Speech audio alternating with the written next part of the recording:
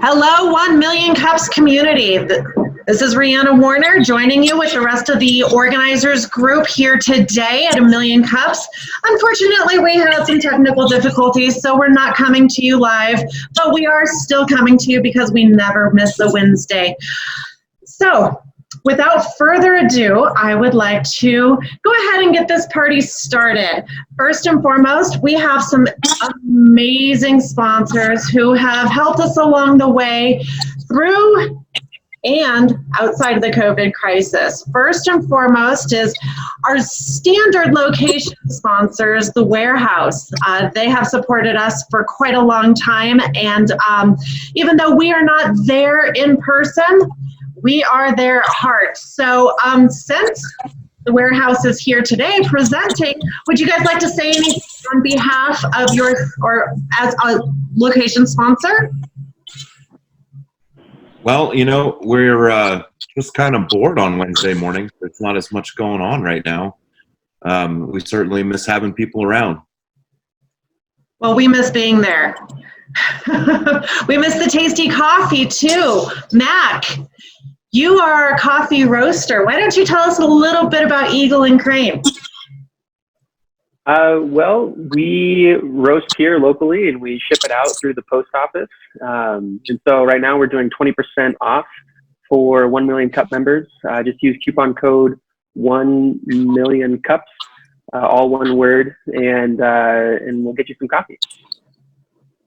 Very nice. And then the lovely coffee cups that we drink out of, not this cup, but the coffee cups, the paper cups that we drink out of when we get together, is sponsored by our local Pikes Peak SBDC and the Better Business Bureau. So thank you so much, SBDC and BBB. A little bit about 1 Million Cups. 1 Million Cups is brought to you by the Kaufman Foundation. Every Wednesday we get together around the nation as entrepreneurs and share a cup of coffee. Not to boast or anything, but Colorado Springs is one of the largest groups here in the United States. We get together, we share ideas, and as I like to say, we're a support group for local entrepreneurs. As we maneuver through this COVID crisis, we're able to still continue virtually, but we are looking forward to getting back in person eventually, but we don't know when that's going to happen. I keep getting the question of when we're going to start planning our reopening and getting back together in our lives presence. We don't really know right now, but we are working towards that, and one day we are looking forward to getting together, shaking your hand, doing an elbow bump, whatever it takes, but we will get back together in a safe environment. All right, without further ado, we have our first presenters, Shondi and James from the Warehouse. They are going to tell us a little bit about what's been going on at the Warehouse and give us an update. They've presented with us before, and we're really excited to hear about the adventures at the Warehouse and what they've been doing, not only just maneuvering through the COVID crisis, but also their parking crisis and how they've been able to find some success in all of this madness. Shondi, James?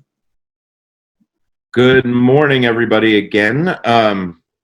So yeah, the Warehouse has been through some pretty interesting things over the last few months. We'll start with a quick background because there's probably some folks who haven't heard us before.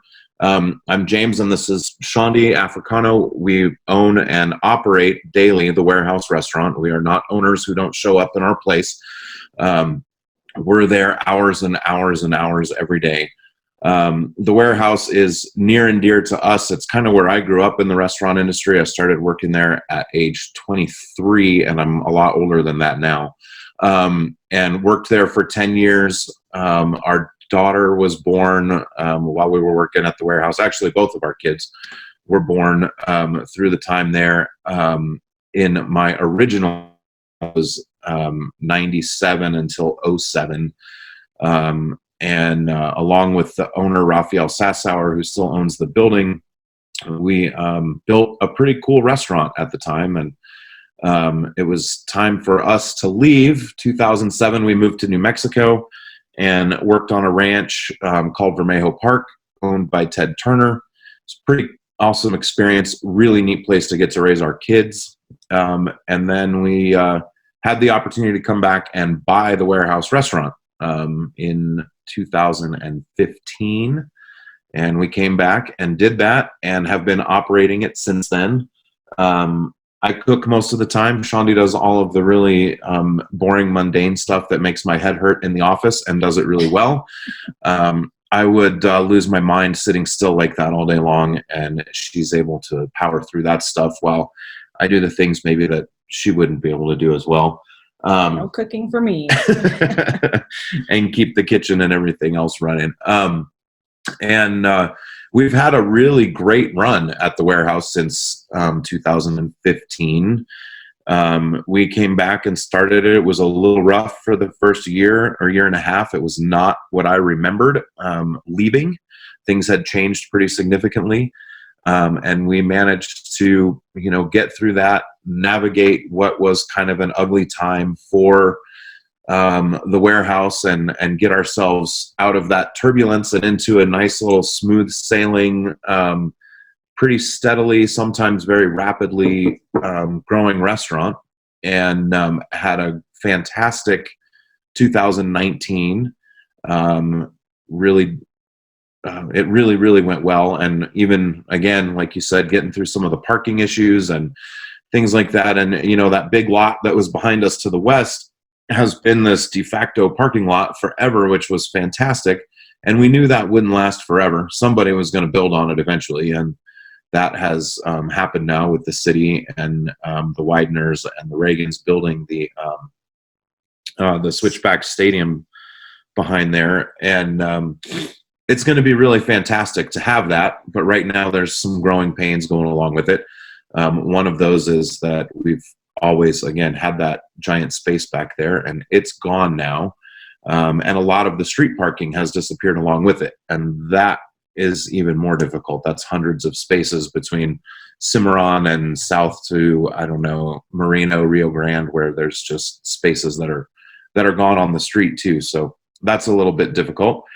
And then, of course, now we have this fantastic virus that's hanging out with us for the last 8-9 weeks now, 7.5, 8 weeks of not complete closure, but closure of our dine-in and meeting spaces. And I think we've done pretty well getting through this, but it's a super tough time, and business is not what it normally is. And I think even when we do get to reopen, it's going to be really difficult. There's, a lot of rumors about how that's going to work and what that will look like. And we're just trying to prepare ourselves to navigate that new minefield now of what we need, protective gear for our staff, things that we're going to need for the guests that are coming in, and how we can set up our space to maximize the seating capacity. The unfortunate thing for us is that we have this huge huge space, but a lot of it is not going to be usable in the way that we normally do for gatherings like Million Cups. We're not probably for several months going to be able to put 50, 60, 80, 100 people or more into that large room to the north side of the building. And so how we get through that, what that space gets used for, and what it looks like in the coming months is kind of our focus right now. And then also figuring out how to set the dining room back up to, again, maximize the number of people we can seat, but keep people safe and well separated. Well, and we've been doing takeout. You can call in and order different meals for takeout. We've been doing curbside. We did an Easter meal kit, which was fun. You could pre-order, and then we just brought you a box with instructions. We did a Mother's Day hot and ready meal on Sunday, so people could pre-order and come get that. So that's kind of been keeping us going, keeping a couple of people employed. We've done a lot of painting and cleaning and all those things that you don't get to when you are kind of closed doors. But so it should be a nice, fresh restaurant when you come, and we've kind of rearranged the dining room. So things, as of right now things could change obviously in a moment, but we've got like half the tables, they're 6 feet apart. we're probably going to be thermo scanning people and that kind of thing when they come in, make sure they don't have a temperature. Obviously our staff, we already do that. And then, you know, we're just waiting for some direction on what to do with the banquet spaces. So. Wow, you guys, sounds like you guys have been staying very busy. So thanks for the update and letting us know where you are. I already see a line of questions from our organizers. We're all so excited to hear more from you. So I'm going to go ahead and let Joe take the first question. Joe, take it away. Thanks, Rihanna. Hey guys, I'm a big fan of your restaurant and really like the venue. And you know, as I was thinking through, and you guys kind of addressed it here, but you know, with your meeting rooms, you know, the one that we use every week, but then you have the ones upstairs and everything. It almost seems like you guys are perfectly positioned for this, where you could have private dining spaces, way space out over in the meeting room where we're at, and still host a lot more people than a lot of restaurants where they have a real small footprint. So I've got my fingers crossed for you. What I wanted to get to with the question though was kind of more of a historical view. You guys have been through some ups and downs, things racing forward in 2019. Obviously, you can get to a root cause for today, but for our small business owners out there, how do you know what works when you change something? You're reacting to things and you're going to make adjustments, but you're probably making more than one adjustment at a time. How do you guys figure out what is the root cause of what's working and what's not? What do you get rid of? How do you guys work together as a team to figure out how to move forward?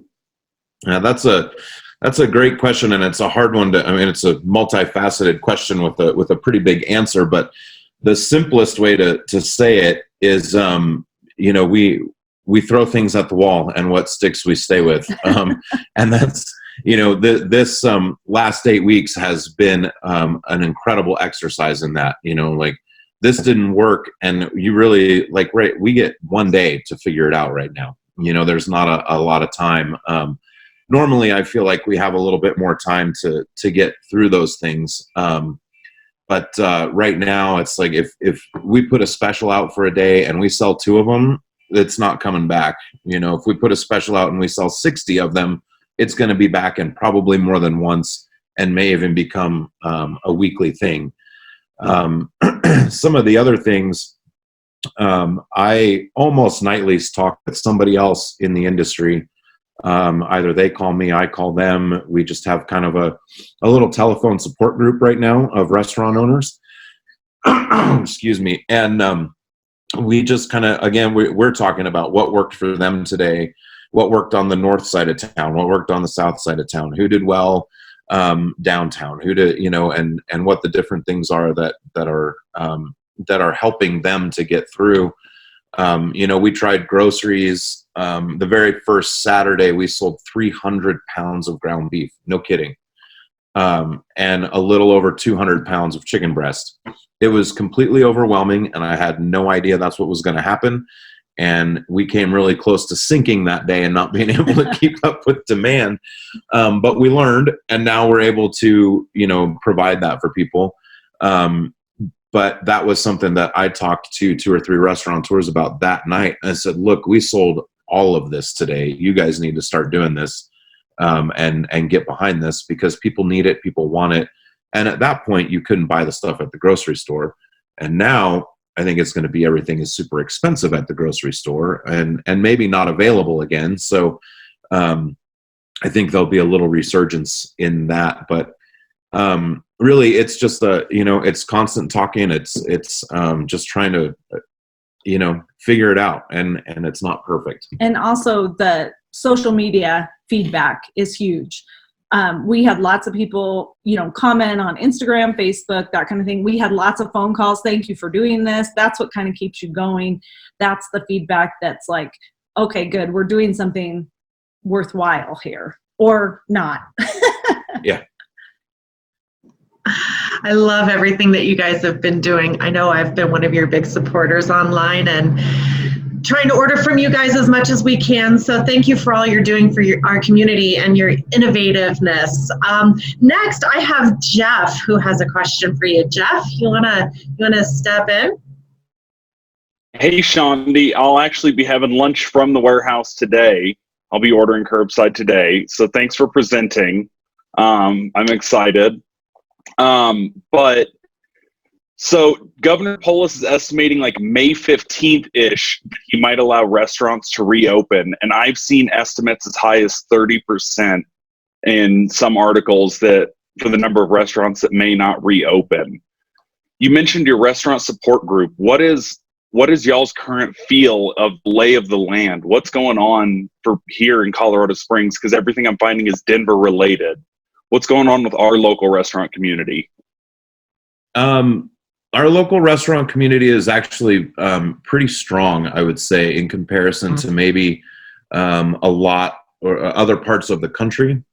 I do think there will be restaurants in Colorado Springs that are not able to come out of this or may come out of it and then feel the impact 6 months from now as some of the things that have been deferred or whatever start to catch up. You know, it's an unfortunate thing, but I don't think that is just true of restaurants. I think it'll be true of a lot of small businesses. And it's too bad and it's very sad. And I hope that people can figure out how to navigate that 4 or 5 months from now. But I think there will be some attrition, unfortunately. The folks that I talk with on a pretty regular basis, I think are doing pretty well. Most of them have a pretty positive outlook. We all have our bad days, and that's why it's nice to have somebody who maybe had a good day that you call, and they said, you know, it's going to be fine, just hang in there. Today wasn't your day, it was my day. Tomorrow will be your day. And so that, you know, that community is good. And then, you know, it's just, it's a hard time, and people are really going to struggle. And again, I think maybe more of this will happen 6 to 12 months from now, not so much this summer. I think when we are able to reopen at whatever percentage that is, 25, 30, 50%, I think a lot of us will be full for a long time because there is a demand, a pent-up demand for people to go sit in a restaurant. And I mean, to-go food is great. You still get to take that home and not cook, but you got to clean up still, and you don't get the service and you don't get everything else. And I think it'll be okay. So right now, I would say, to answer your question, the outlook is not overly bleak for the restaurants, at least the folks that I'm in contact with weekly. Awesome. That makes my heart so happy to hear. Oh, Samantha, I was just going to introduce you. Take it away. Oh, that's okay. Yeah, I'll go with it. We got a line chat going in there, so that's kind of where I look to see who's next. You guys are so refreshing. You're so professional, and you said things are quite different for you, and I think that's because you guys are just amazing. And even watching you guys present today, it's so amazing to hear everything that you're doing. And actually, I'm going to tease James a little bit, because every time I see Shondi, she's hauling chairs and tables, and we never see her. Thank you, Samantha. Yes. You know, we pay people to do that, and she just insists on doing it herself. I don't know why. It's okay. You guys are the best owners. And I tell everyone that goes there, when the chef is the owner, you know you're going to get some good food. And when the other owner is running around doing everything that she asks her employees to do, then you're in the right place. And Thank you. You guys are so refreshing and so fun. So that was my question. So let me get to my question, I guess. Would be, what has been fun for you guys and different for you during this time? Because you guys seem really upbeat, and it's, like I said, that's the refreshing part today. Well, you know, it has been kind of fun. We never did delivery or curbside before, so that's been interesting. And the couple employees that we have, I mean, it's a much more relaxed atmosphere, so we get to know our employees even better.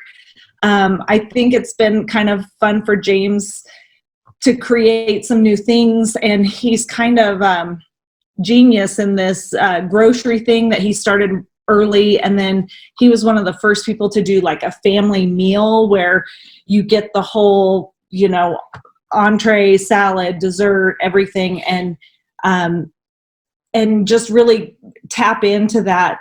People want comfort food right now. So he's been able to do things that are different than what he normally does. And I think that gets, as much as it's different and maybe a little difficult, it is also fun for him to be creative on a daily basis. So, I mean, it's just, there's no point in being, I mean, we're all doing the same thing. So we might as well have a good attitude about it and do the best we can do. And that's all. And we have bad days. I mean, the nice thing with being a couple is that when I have a bad day, he's like, oh, it'll be fine. It'll be fine. And then when he has a bad day, then luckily we haven't had one the same day yet. Only one. It was early last week. We both had a pretty negative day, but it happens. But it's nice to have that. I don't know how people run a business by themselves. You know, it's nice to have that person to kind of bounce off of. So. Yeah. And for me, I'll tell you what's been really amazing. And this is going to sound weird to some people still, but I'm home by 9 o'clock every night, which is really, really unusual. Normally it's a lot closer to midnight before I get home. And our kids, we only have one at home now, but you know, he's super enjoying no school quarantine and sleeping until noon. But that means he wants to eat dinner at about 9 o'clock at night, which is normally when we eat, which again is odd for a lot of people. But we've had dinner together every night for like a month, which is unheard of particularly in a restaurant couple's life. So that's been super great for me, which is, you know, not so much the business part, but the personal end. And even, I mean, we've played some dominoes and had a pretty a couple other little heated games going at the table, which are things that we don't normally get to do. So that's been fun for me for sure. Wow. You know, it really resonates with me, you know, running a business with your spouse, because I do the same thing. My husband and I run a business together, and it's nice being able to lean on each other, especially during those bad days right now. And it's nice to hear that you guys like each other too. So most of it. Right. And when you don't, you just have a drink together, right? Right. Yeah. Hey, you know, I consider you guys leaders in the restaurant community. And so I'd really like to hear from you guys. For those smaller restaurants who are struggling, what is your like gaping, big, huge piece of advice for them? All right, this is hard for a lot of restaurants to hear, but I'm going to say it because it's important and it's honest. It is really, really, really hard to save in the restaurant industry. It's almost impossible. But a lot of it is due to poor management of staff, time, food cost, a lot of things. We have worked really, really hard, and part of the reason that we are able to weather this so well is that we saved and had at the beginning of the year, we don't anymore, but a very sizable savings account for the restaurant. And not very many restaurants have that.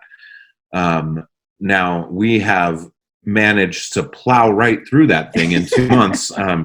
There's still some there, but it is not what it was. But, you know, and it gets harder and harder, and I will, you know, never tell anybody that this is an easy thing to do. And some months we're not able to do it, but when we have extra, we set it aside. And part of our, the reason for that, and we touched on this, I think the last time that we did 1,000,000 cups, was there are some goals bigger than running a restaurant every day for us. One of them may be purchasing the property that we're in, or other things. And so we've, you know, been saving money for that. Unfortunately, some of that has been used to keep us going and keep folks employed. But we had it. And I know that a lot of people didn't have it going into this. And that made things really difficult when, you know, we get shut down on a Thursday or a Monday. I guess it was Monday. And, you know, people had payroll and whatever, and they're hoping for that really great Friday, Saturday to make payroll. And that's just not where you want to be. And that's really, I mean, it's business sense. But it's a lot harder for restaurants to do. But if you can, you should. and prepare yourself, because next time, I mean, we went into this with a lot of peace because we had, a pad, both personally and professionally, to fall back on when things got a little bit ugly. And I think it's important for people to have that and not undercapitalize yourself constantly and be waiting for, the credit card deposits on Monday to pay the bills on Tuesday. You should be able to handle a couple of weeks of things at least without, your average income. This has been super devastating. I mean, our sales are like 25% of what they normally are. And I don't see a huge uptick in that, even if we get to reopen. We might get to 50 or 60%, but 100% is a long way off. So. Did you have more? Oh, okay. Thanks for that advice. I think that's really sound advice. So next, I've got Josh. Josh, you've got a question? Hey guys, I want to just kind of follow up on that question. Why is it, do you think, that a lot of businesses do not kind of do what you guys did? And then just talk a little bit more about your mindset and kind of the motivation behind like building what you did and how that really is going to sustain you going forward.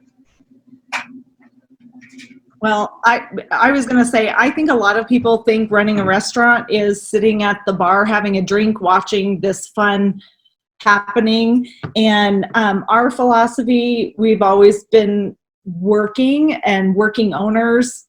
I mean, we grew up in restaurants, and so we started in dish pits, and we started with prepping, and we cleaned, and we did all this kind of stuff to get to this point. And so I think there's kind of this, movie idea of what owning a restaurant is versus the actual running a restaurant. And I think that's why we're able to save money, because we're constantly, watching our labor costs, and James is always shopping deals for food. He doesn't just say, oh, I'm buying from this person and that's all I'm doing. He may buy beef from one purveyor one week and then another has a better price the next week. His mind's always looking for that deal.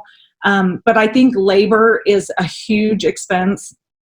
And if we can do it ourselves, and I mean, there's a trade-off, of course, your time versus your money. But if we can be there and send people home, I think that's been a great way for us to save. And then just knowing your business and knowing your numbers and where's your money going every month. I've been surprised with other business owners, even other, not just restaurants, that they don't know where their money's going. They don't know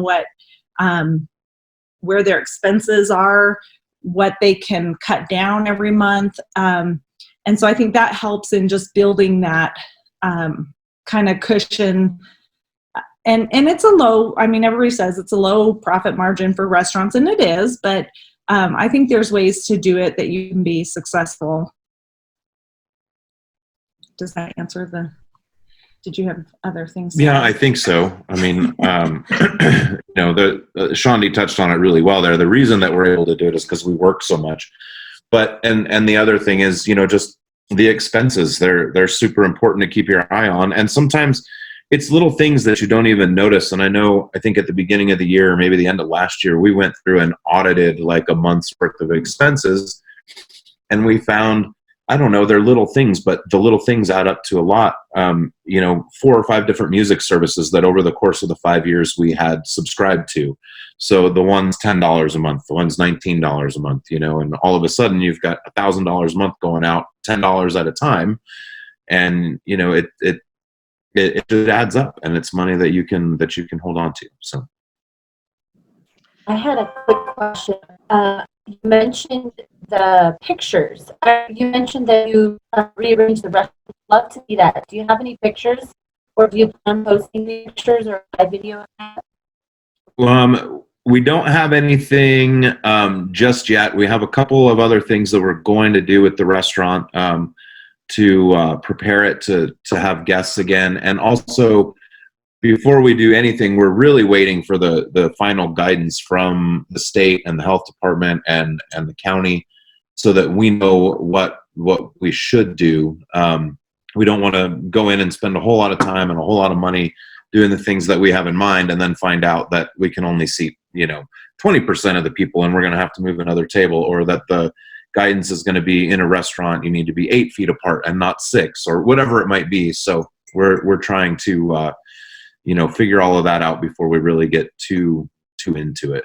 But we'll definitely post when we have updated dining room things. So.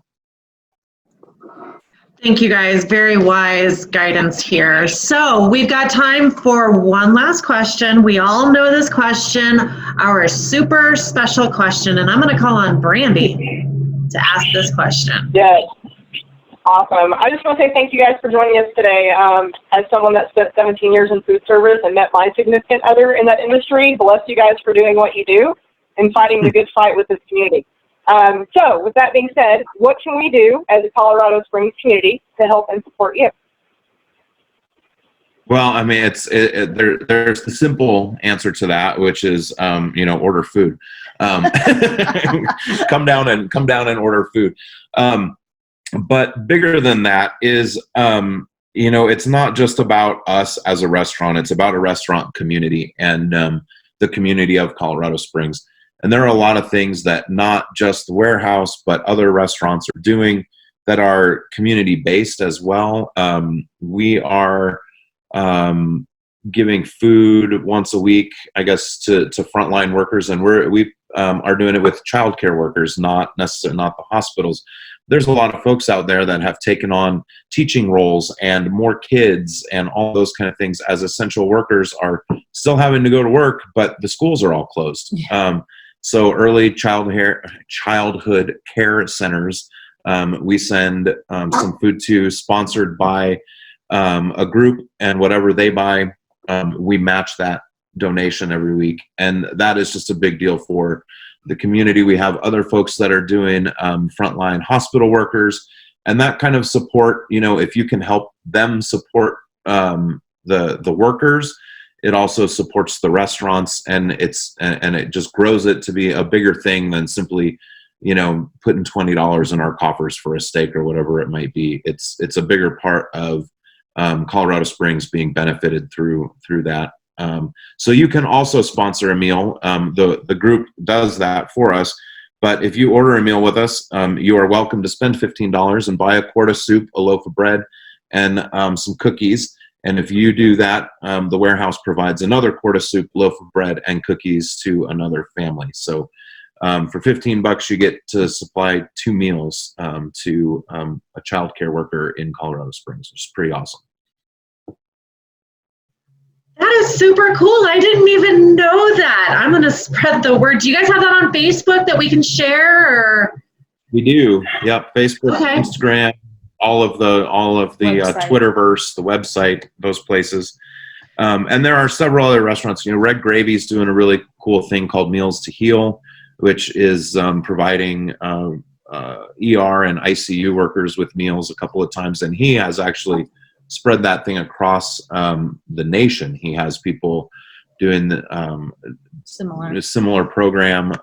It's pretty neat. So and there's a lot of it. So look for that stuff and help us help the community too, as a bunch of restaurants, because people are really trying to step up and do that for folks that are really out there. I mean, we're essential workers, but we could really stay home if we wanted to.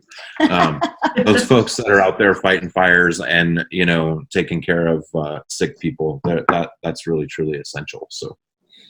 Oh, I love that. This is the perfect segue into our community announcements. So everybody take note of these great things that the warehouse is doing and Red Gravy, and go out and support them. And in the same time, you can support them and our community. I mean, it doesn't get any better than that. So also, we've got some more community announcements. Let me see here. Does any organizers want to take a jump at the community announcements? It looks like Joe's raising his hand. Go, Joe. All right. I got a couple of things. I'm going to lead off with an ask for you guys. The 2020 census is going on right now. They had plans to go out and shake people's hands and make sure everybody was signing up. Obviously, that isn't happening right now, but you can do your part from home. You probably got a mailer in the mail, but you can also do it online with the 2020census.gov. Go in there, get logged in. It's one person needs to do it per household, but it's a great thing that's going to make sure that we're represented well at the state and federal level, and also goes a long ways towards getting federal funds here for Colorado Springs and the surrounding community. So please get on there and do your part. Next up is the next Chamber Connect is tomorrow, May 14th at 11:30 to 1. Topic is protecting your family's mental health with Dr. Laura Anthony. So that should be a pretty good one, and get some good feedback from there. There's also a chance to do kind of more face-to-face networking on that one, so I encourage everybody to go. Third, Colorado Springs Business Journal has a CEO Leadership Lessons webinar this afternoon, 4:30 to 5:30. And it's all free. You can get on there. Just go to the Colorado Springs Business Journal webpage and you get signed up for their link. And they have one next week that's put on by the Center for Creative Leadership. And it's about leading authentically during change. That's May 20th, 11 to 12:30. And then last up, we've got events with the SBDC. And they do webinars, free webinars, about 3 to 4 days a week. If you go on the SBD website and go to their events and workshop page, their next one is tomorrow, May 14th, 11:30 to 1. For Minority Informed. It's called their Minority Informed series, Implementing Diversity and Inclusion in Your Small Business. A great topic. And then on Friday, May 15th, they have a Friday lunch series. Topic will be Recovery and Resilience, the top 5 ways to stay resilient during the crisis.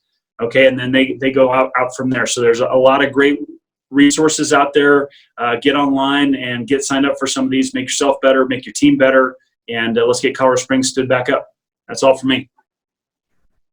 Boy, that's a huge list of really great resources. If I may, I'd like to add one more. It's called Energize Colorado. You can go to energizecolorado.com and get a ton of free financial support, business guidance, PPE, so personal protective equipment, professional services, mental health resources, just a ton of free resources that a lot of local and state business leaders have put together. So again, this is a newer one that we're introducing to our community, which is Energize Colorado. You can also get free mentorship, which I think really circles back around to what Shondi and James were talking about. They get together with their industry leaders and they talk about options and opportunities, and we all need to be following their lead and doing the same. It's not competition, it's competition.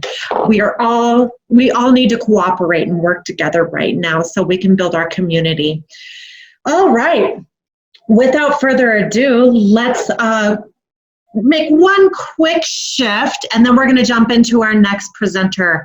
But first, I really want to take a moment and acknowledge the Colorado Springs 1 Million Cups organizers. These organizers, especially during, well, in and out of the COVID crisis, they work tirelessly for you. But these organizers have had to really shift and adapt and shake things up. And not only have these organizers taken the bull by its horns, but we've led the nation in these virtual meetings, and we are not stopping. We are only gaining momentum and making things bright for our future, leading the charge with giving you resources, tools, information, as well as connection. So organizers, I just want to take my hat off to you and say thank you for all that you do. I love the silent claps. All right, now I'd like to introduce you to a wonderful new local artist, new to the scene. He is making change in his own way. During this COVID crisis, he's doing some new and unique things that I'm really excited to have him share with you. So without further ado, I'd like to introduce you to Carlos Navarro. Carlos?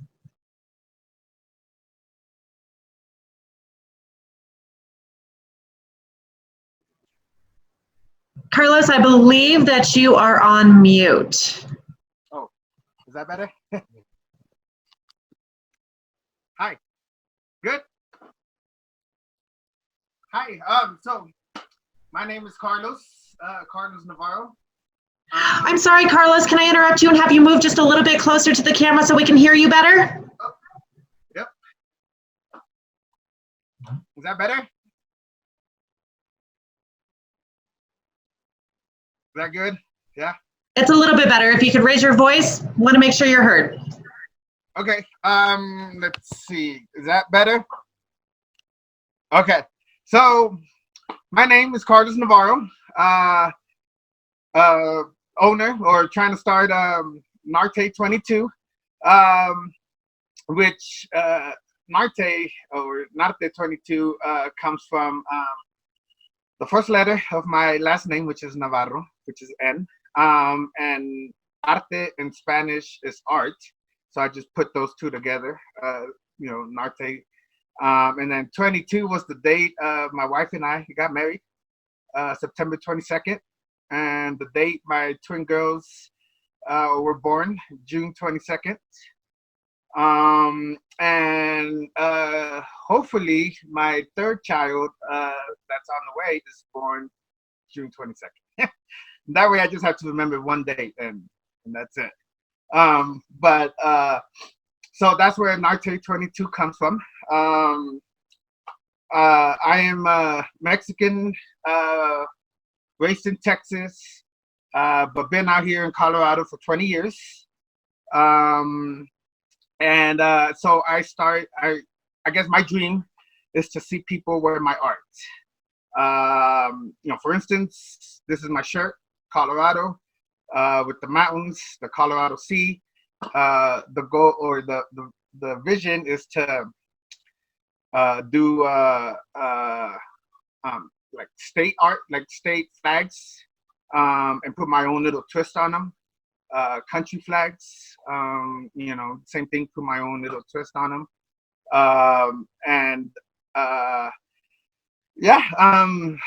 That's the dream. So I kind of started doing, stickers using local printing shops. For instance, I don't know if I could say the name or not, but Canyon Signs is who does all my stickers. And my shirts are locally made too by a shop in Manitou, Twin Bear. They do all my shirts. And so what I want to do is put stickers on my hats, on hats or whatever, and sell my brand. The new thing since this whole COVID thing happened was I was experimenting with ways to incorporate the mask with the hats. So I think I got. Can you see me now? Okay. So I started doing masks inside the hats, just the mask that that you could wear to go to the grocery store or to the park, and just put on the mask and go into the grocery store or whatever you got to do. I usually use these because I do construction, so I use them to do the sanding. Like, you get a lot of dust, so I always wear a hat. And this always attaches, like, it's not wrapped around your ear, it's attached to the hat. Velcros off so you can wash it, and then just put the mask back in the hat. I don't know if you can see that, and then just wear the hat again. So I have a couple of them here. Country flags, with same thing with the mask inside the hat, and then you just basically take out the hat or the mask, and put on the mask. And totally adjustable too. You know, for whatever size. If you got beard, I don't have beard, but it's totally adjustable for, you know, whatever size. I guess, you know, your face is. And then yeah, I mean, once you're done with the grocery shopping, you just tuck it back in the hat, and you got your hat. So that's my vision, my goal, I guess, is to do a brand. And it doesn't have to be just, you know, I mean, because of the COVID-19, but if you go like snowboarding or whatever, and you know, you could use it to cover your ears for the you know, the wind, the snow, or whatever, the cold, and it covers your face. So that's my thing. Great. Thank you, Carlos. We appreciate you showing us your hard work here. Hey, listen, as you know, I was your mentor through preparing for your 1 Million Cups presentation here. And I was just so inspired by your story and your journey of, you know, as a young boy, you immigrated here from Mexico, and art helped you assimilate into the United States, and then it helped you grow as a person. Tell our community about your journey. So yeah, born in Mexico, San Luis Potosí. Was raised in San Antonio, Texas, and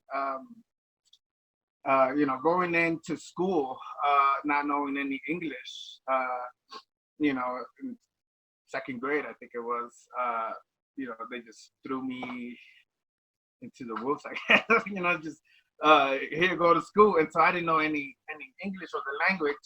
So I just, you know, in order to kind of go through the day, the beginning, you know, the first days of school was me just drawing. And I just drew, you know, and then, you know, eventually learned the language. And then, you know, from Texas, you know, moved to Colorado Springs. Always been in the construction industry. But yeah, I mean, you know, what, you know, put me through those first days of being in school and not knowing the language was just me drawing. And so drawing's always been, you know, my I guess meditation, or where I go to just, you know, be with my thoughts or whatever. And yeah, I mean, that's why I would love to see people wear my art.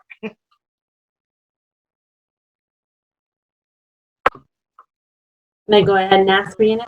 Okay, cool.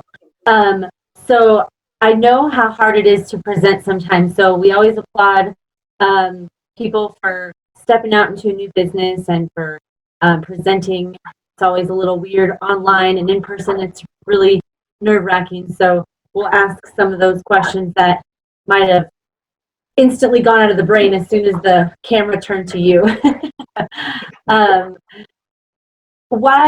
I love that you have the hat, and it's kind of trendy. It's the way you like to dress. It fits with your lifestyle.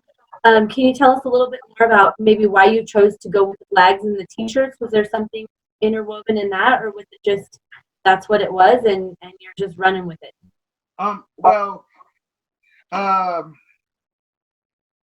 people come from all over the world, I guess, you know.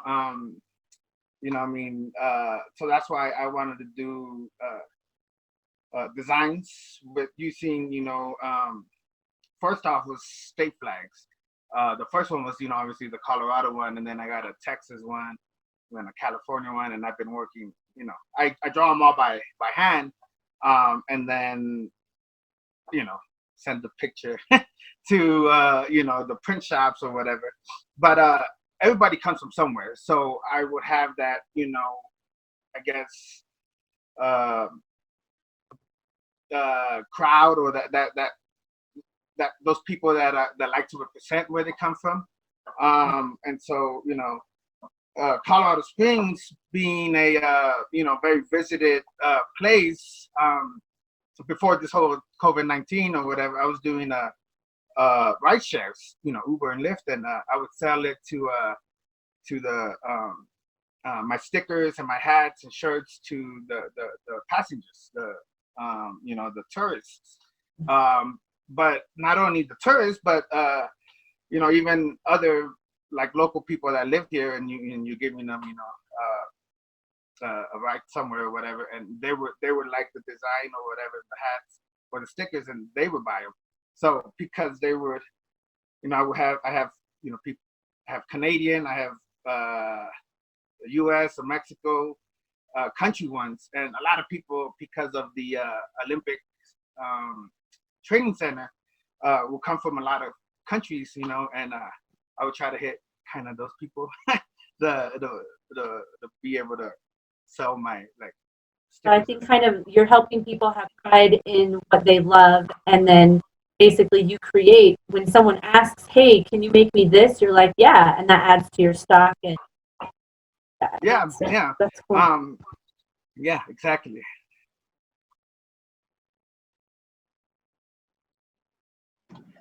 Great. Hey.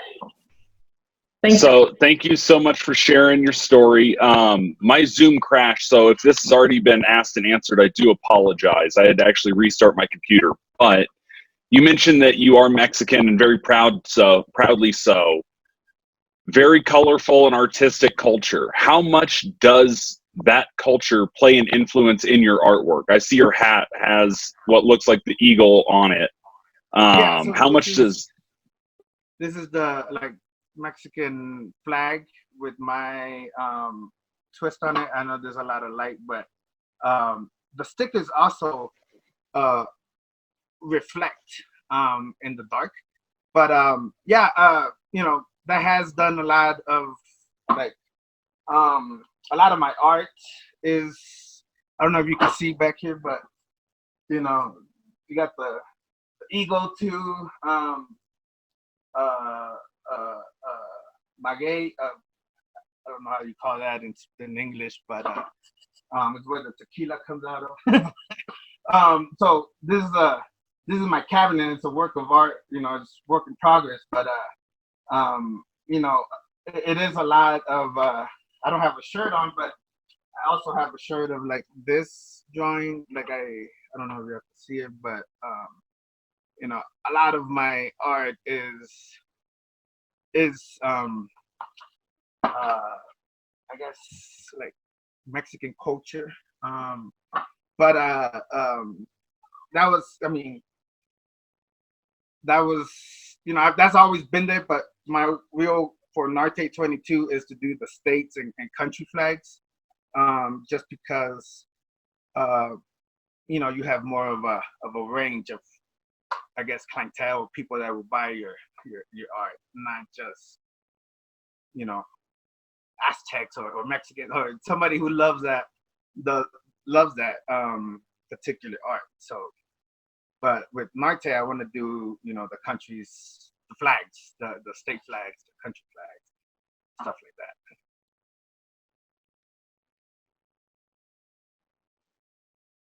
All right, very cool. I'm up. So one, I was looking at your Facebook page, and no Texas T-shirts. So what's up with that? Oh, so my personal, I don't know if it's if you went to my personal one or to the Narte 22 one. Yeah. Oh, so I think it might be all the way to the bottom, because it was one of my first designs. So all the way to the bottom, and then in one of the albums there, it's in there. I think. I just giving you a hard time. I actually wanted to ask you how are you marketing your artwork and your shirts and your hats? How are you getting them out to consumers, or are you doing shows, vendor tables, purely through web? How are you getting your sales? Before this whole COVID-19 thing, I did want to do get into beer festivals or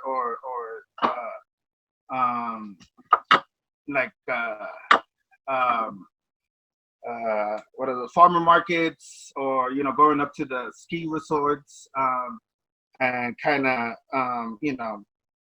trying to do like a little booth thing or whatever. But then this whole thing happened, and it didn't happen. But how I was doing it was kind of through obviously Facebook and Instagram or whatever, all the social media things. But I was doing it through like Uber and and Lyft, like, because I don't have a website, because I don't really know how to do a website, or I wanted to keep it kind of budget low, not spend a lot of money, get it started. But just to get it out there, I was doing it, through them and passing out cards. And then I got into with Fine Arts America. They do all the printing, and so you could do like canvases or shirts, or like even on shower curtains. So if you go to fineartsamerica.com, and then under the search just put Narte 22, a lot of my drawings will come up on that, and then you just choose what you want my art to be printed on shower curtain, or on a mug, coffee mug, or on a shirt, or canvas, or whatever. They have a couple of things listed there. So that's another way. I kind of started doing this because I wasn't able to go out and show my art, I guess. And I guess now too, since this whole thing started open, before it closed or whatever, Moose Comics, here, local comic shop, Moose. I have my art there displayed now, just to kind of put it out there and stuff, so people to get to recognize me. Very cool. Very cool.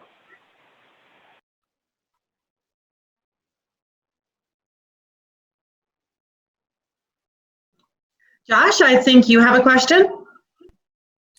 Hey man, thanks so much for presenting today. I really appreciate it. What resources do you need? What connections do you need to help market and get your stuff out there? I know you talked about not really being website savvy. What things like web designers or other things do you need to help your business to grow, and how can we connect you to them? So yeah, web developer.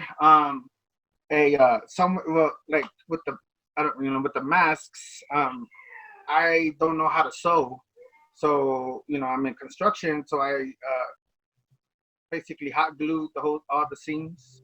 I don't know if you can kind of tell, but it's not sewed, it's hot glued. So because again, I don't know how to sew, so somebody in the stitching or whatever, or in the fabric too, because I didn't waste any, like, so this fabric or this design was a old pajama of mine that I wasn't using, and I just used it to do the the mask or whatever, and so somebody out there that could do fabrics with my designs, or I guess also was somebody who could do like hats for cheap, because they're pretty expensive kind of thing too, I guess. Yeah. Like these, that's why, or stitching, because so I was going through a shop or whatever, and they would charge a lot to do the embroideries, but stickers are, I mean, they give them to me for $1 a sticker, so a sticker is way cheaper than to do the embroidery. Okay. So I just use the stickers, but I guess a web developer would be nice. That way I don't have to go through a third party, I guess, or what. To be honest, I don't know, because I'm just starting this. Okay, well, I mean, all of us know folks, and so we'll be able to definitely hook you up with some referrals. Yeah. Well, very good. It looks like we've got time for our super special question. Carlos, let's have Jeff ask this question.